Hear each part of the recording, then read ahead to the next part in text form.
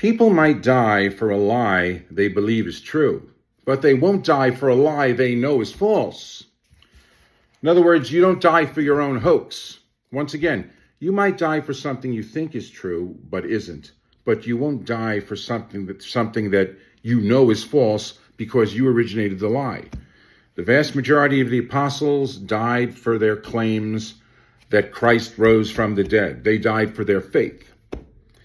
If the resurrection of Christ was a hoax, those apostles that died would have been the originators of the hoax, such as Paul and Peter. They died for their faith. They wouldn't have died for a lie that they made up, you see. Once again, you might die for a hoax you think is true. You won't die for a hoax you know is false. The majority of the apostles gave their lives for their faith. You don't do that for something that you know is false. And if it was false, they would have been the originators of it. They died for their faith because they knew it was true.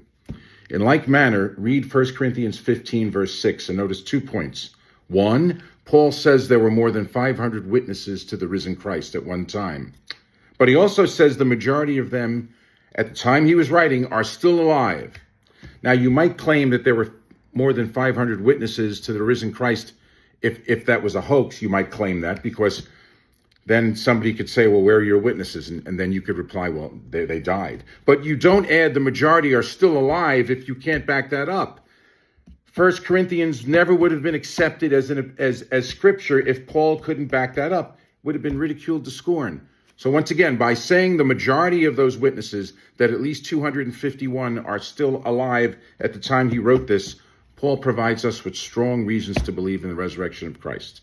Peace.